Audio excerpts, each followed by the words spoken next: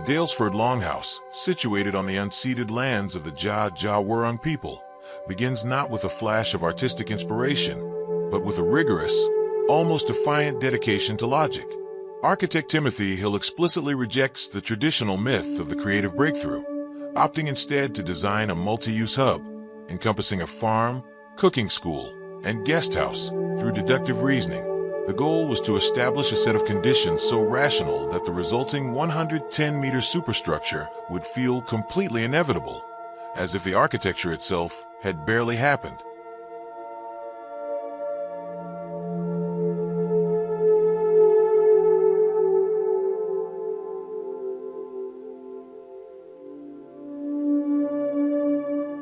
The immediate design driver was the site's vulnerability to intense winds and harsh weather, which demanded a massive, protective envelope. Rather than building defensive fortresses, the architects mapped out a literal resource bar graph to calculate the rainwater harvesting needed to sustain the client's ambitious garden brief. This mathematical equation directly dictated the scale of the massive outer container, turning climate mitigation and resource management into the primary scaffolding of the design.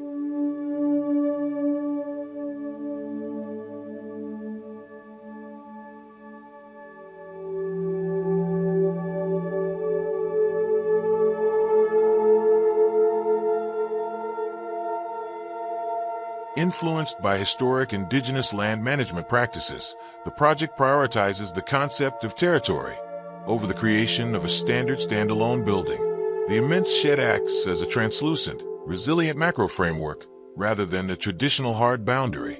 By focusing on the ground rather than the figure, the architecture establishes distinct realms using sills, paddock walls, and gardens, ensuring the building is never perceived as a simple, easily digestible object.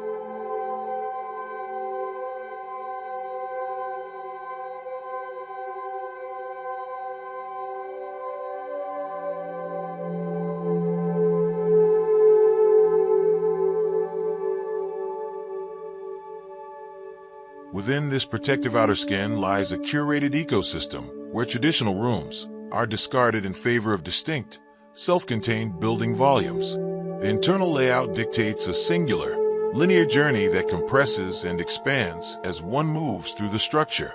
Visitors transition from animal enclosures and communal gathering portals into active culinary spaces, before the path opens back up into internal garden zones and terminates at the guest house volume.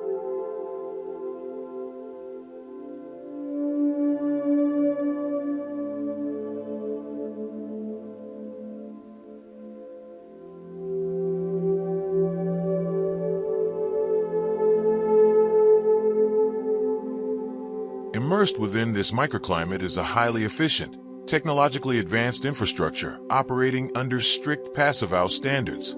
However, the technical mechanics are deliberately hidden behind a highly stylish architectural mask. Instead of letting efficiency dictate a sterile aesthetic, the design utilizes sharp sensory contrasts, luminous against dark, rough against smooth, archaic against contemporary, to engage the visitor's imagination.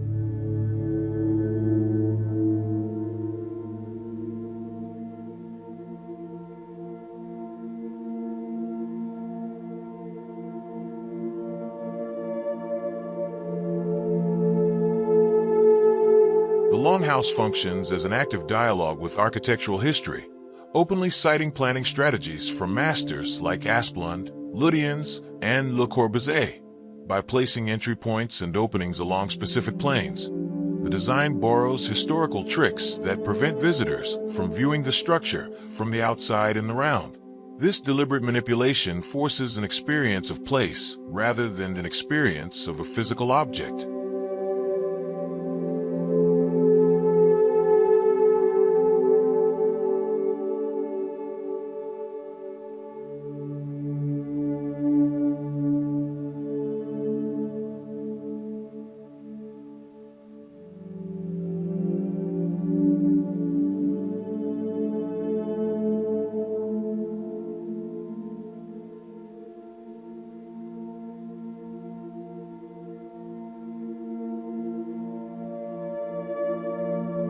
Ultimately, the The true character of the Daylesford Longhouse emerges, where its overlapping, rigid systems begin to fail. The architects leaned into the tensions and limitations of their own systematic reasoning, using the breaking points of these overlapping frameworks to find unexpected design solutions.